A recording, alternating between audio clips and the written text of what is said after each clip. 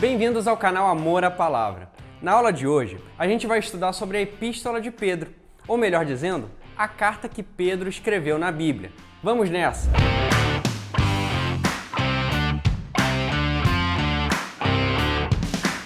Bom, pessoal, antes da gente começar, como de praxe, vamos fazer uma oração junto para que o Espírito possa nos revelar aqui a santa palavra dele. Amém? Senhor, meu Deus e Pai, muito obrigado, Jesus, por esse momento onde a gente pode parar, Pai, e te ouvir. Parar e ler sobre ti, Pai.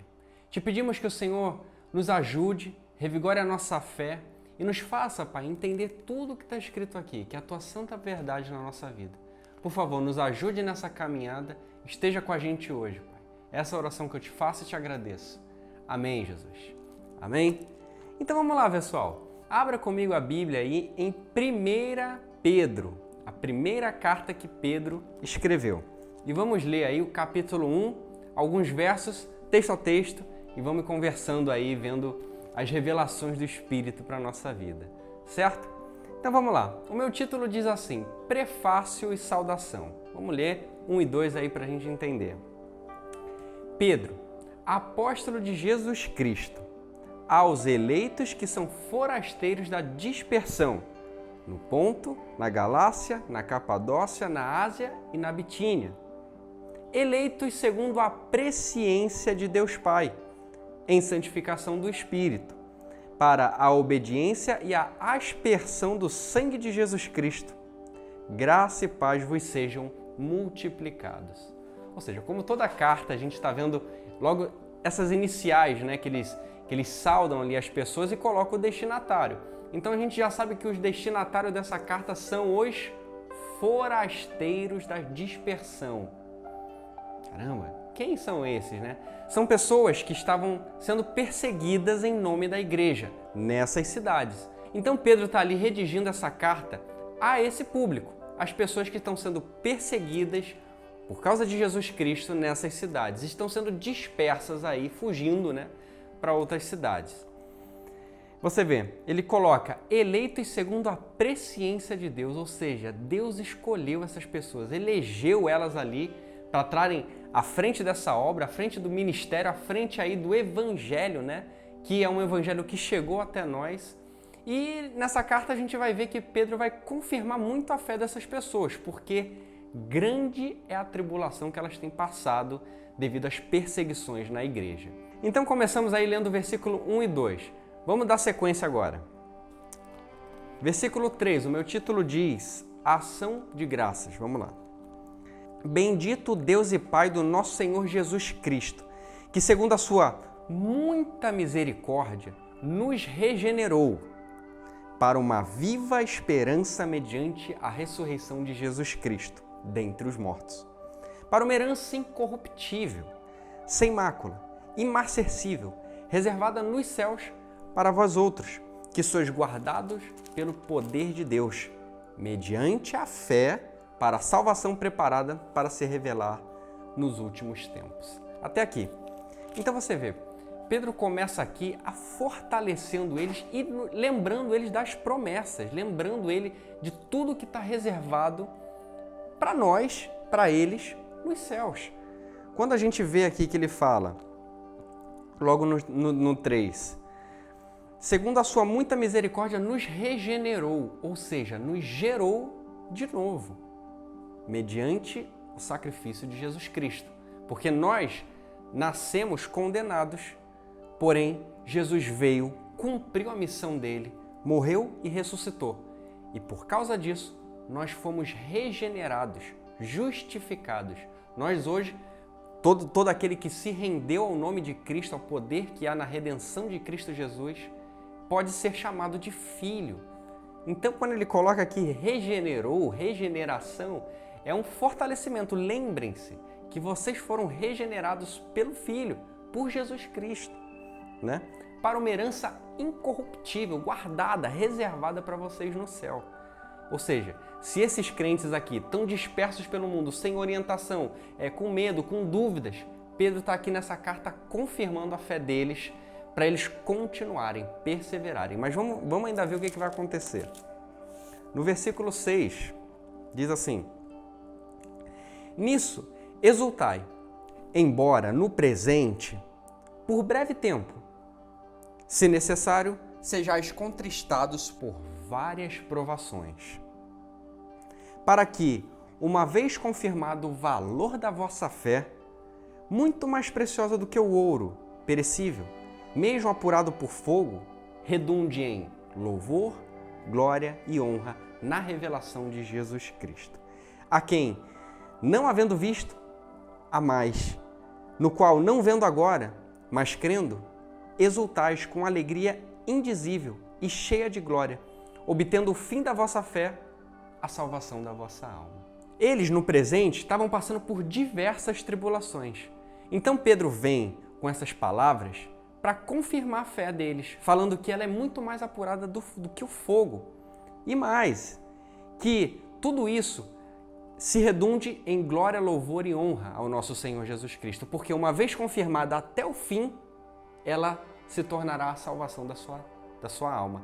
Ou seja, a fé, quando ela é praticada até o fim, o prêmio de ter perseverado isso durante todo esse tempo é a salvação da nossa alma. É o que a gente mais, deseja, mais almeja conseguir através do Evangelho de Cristo, porque Jesus é o único caminho que pode levar a gente a ser salvo.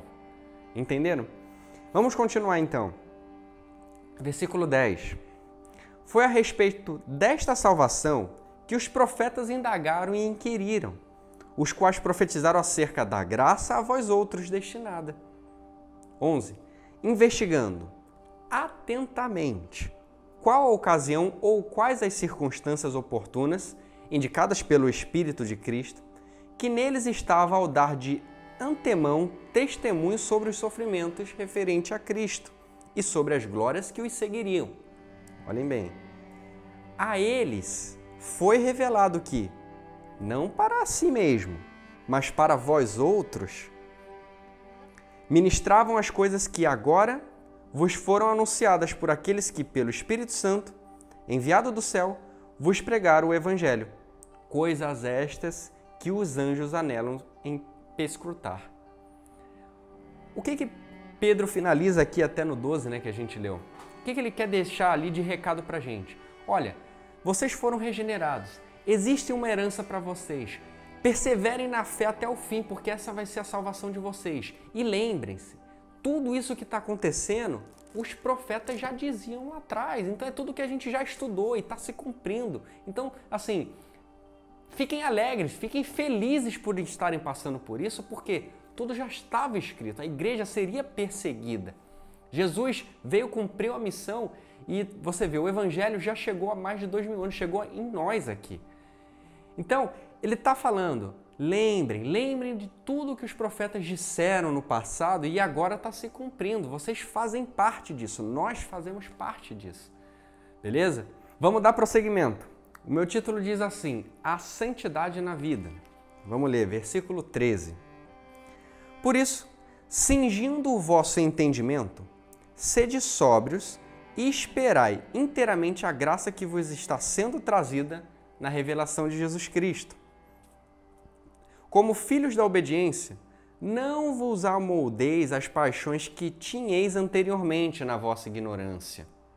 Pelo contrário, segundo é santo aquele que vos chamou, tornai-vos vós também o mesmo em todo o vosso procedimento, porque está escrito, sede santos, porque eu sou santo.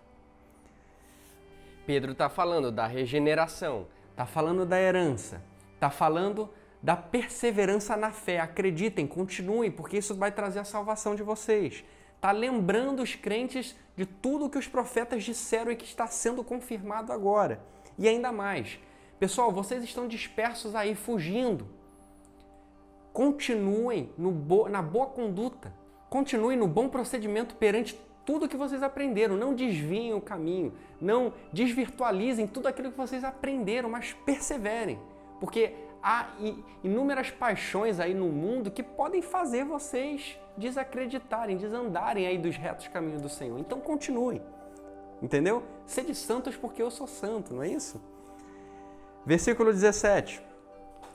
Ora, Se invocais como Pai aquele que, sem acepção de pessoas, julga, segundo as obras de cada um, portai-vos com temor durante o tempo da vossa peregrinação, sabendo que não foi mediante coisas corruptíveis, como a prata ou o ouro, que fostes resgatados do vosso fútil procedimento, que vossos pais vos legaram, mas pelo precioso sangue, como de cordeiro, sem defeito, sem mácula, o sangue de Jesus Cristo, conhecido com efeito antes da fundação do mundo, porém manifestado no fim dos tempos, por amor de vós, que por meio dele tendes fé em Deus, o qual ressuscitou dentre os mortos e lhe deu glória, de sorte que a vossa fé e a esperança estejam em Deus. Ou seja, Pedro finaliza esse versículo 21 aqui, lembrando também esses crentes, porque imaginem o que é você ser perseguido. E a gente sabe que muitos crentes morreram por causa disso, morreram por causa do Evangelho.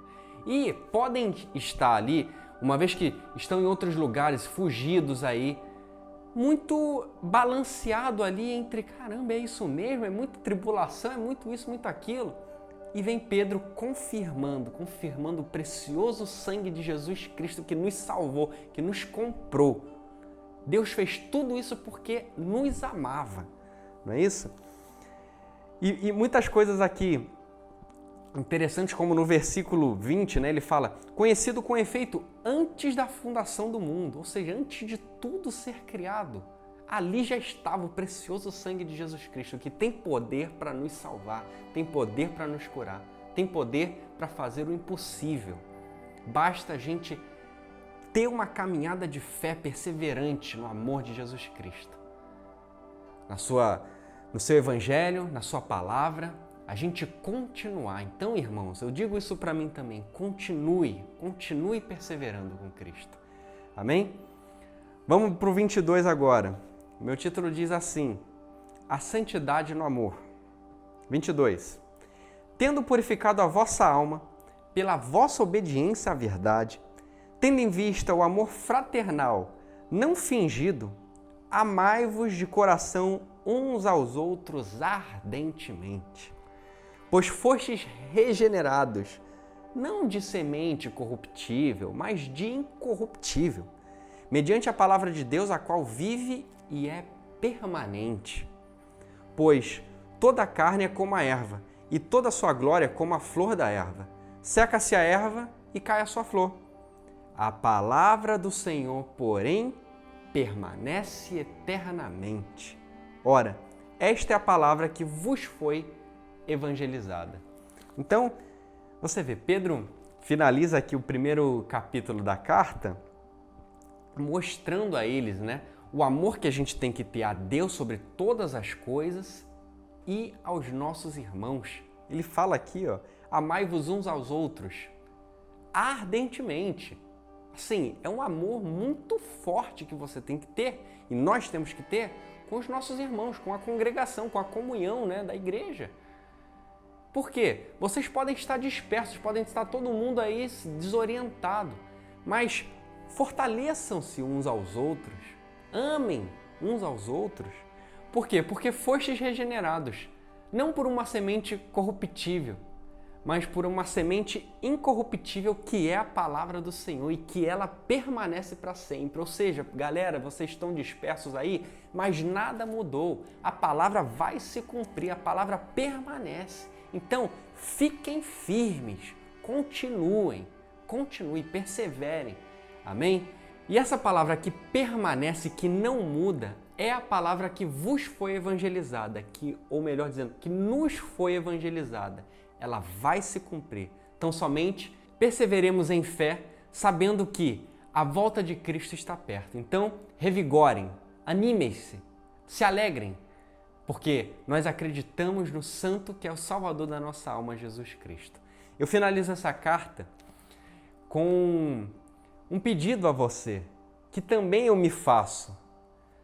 Continue, não desista, não desista. Tudo que está escrito nessas santas palavras é verdade. A gente só precisa continuar, porque é uma palavra que já nos foi apresentada, ela permanece, não muda. Então continue. Que essa palavra seja verdade na nossa caminhada com Cristo. E se você ainda não conhece Cristo, na palavra diz o quê? Todo aquele que invocar o nome do Senhor Jesus Cristo, esse será salvo. Então acredite do mais profundo do teu coração que somente Jesus Cristo pode te salvar. Jesus Cristo pode te dar uma herança incorruptível, guardada e reservada nos céus para você. Tome isso no seu coração, se aprofunde nas nossas aulas, na palavra do Senhor, para que a gente possa ter uma caminhada muito mais próxima com Ele. Amém? Finaliza a aula de hoje, espero que vocês tenham gostado. A gente vai dar continuidade nos próximos vídeos, o capítulo 2, 3 em diante, tá bom? E até a próxima, pessoal. Tchau!